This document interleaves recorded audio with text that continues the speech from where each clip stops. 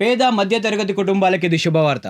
మీ దాదాపు నిత్యావసర వస్తువుల ధరలపై ఇకపై జీఎస్టీ ఉండబోదు. నేనేం జోక్ చేయట్లేదు. జీఎస్టీ రిఫార్మ్స్ 2025 పేద, దిగువ, ఎగువ, మధ్య తరగతి కుటుంబాల నెలసరి నిత్యావసర ధరలపై భారం తగ్గించింది. సబ్స్క్రైబ్ చేసి పెట్టుకో. 80 పేజీల రిపోర్ట్ సారాంశం ప్రతి ఒక్కరికి అర్థమయ్యేలా చెప్తా. 50% టారిఫ్లను ఎదుర్కొంటూ ఇన్ఫ్లేషన్ పెంచి మధ్యతరగతి బతుకులను రోడ్డున కీర్చే ప్రయత్నాన్ని సెంట్రల్ గవర్నమెంట్ తిప్పికొట్టింది. పెద్దమ్మ నిర్మలా సీతారామన్ మరోసారి హేట్ రేట్ నుంచి కంబ్యాక్ ఇచ్చారు.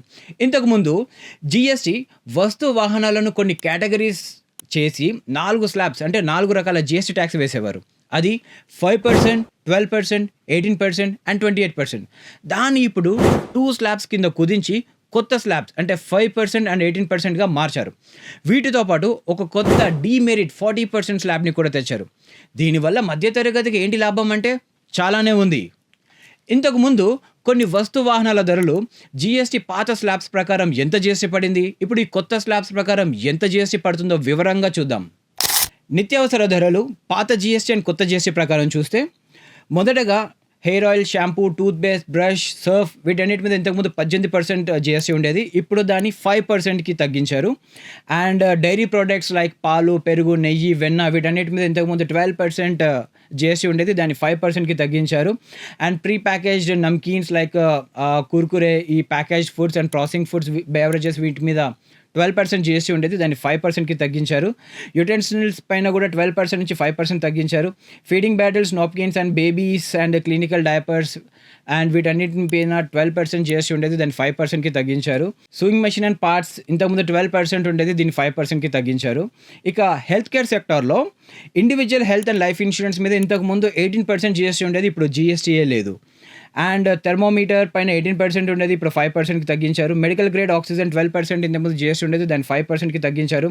అన్ని డయాగ్నోస్టిక్ కిట్స్ మీద 12% జీఎస్టీ ఇంతకుముందు ఉండేది. దాన్ని 5%కి తగ్గించారు.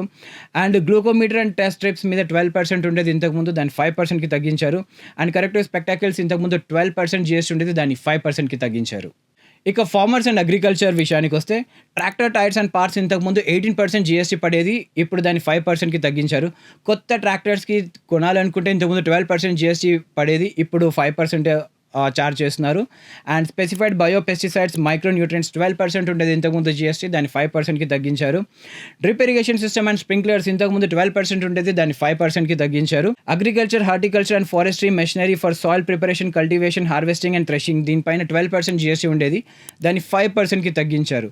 ఇక ఆటోమొబైల్స్ విషయానికి వస్తే petrol and petrol hybrid, LPG, CNG cars ఏదైతే 1200 సీసీ లోపు ఉంటుందో అది ఇంతకుముందు 28% జీఎస్టీ ఉండేది. దాన్ని ఇప్పుడు 18%కి తగ్గించారు. 28 నుంచి 18%కి తగ్గించారు. Diesel and diesel hybrid cars 1500 సీసీకి మించకుండా ఉన్న కార్స్ పైన 28% జీఎస్టీ ఇంతకుముందు ఉండేది. దాన్ని 18%కి తగ్గించారు. అన్ని 3 వీలర్ వెహికల్స్ ఇంతకుముందు 28% జీఎస్టీ ఉండేది. దాన్ని 18%కి తగ్గించేశారు. మోటార్ సైకిల్ ఏదైతే మీరు ఒకవేళ 2 వీలర్ కొనాలనుకుంటే అది 350 సీసీ లోపల ఉంటే అది ఇంతకుముందు 28% జీఎస్టీ ఉండేది. ఇప్పుడు దాన్ని 18% జీఎస్టీకి తగ్గించేశారు. ఇక motor vehicles for transport of goods, commercial vehicles ఇంతకుముందు 28% ఉండేది. దాన్ని 18%కి తగ్గించేశారు.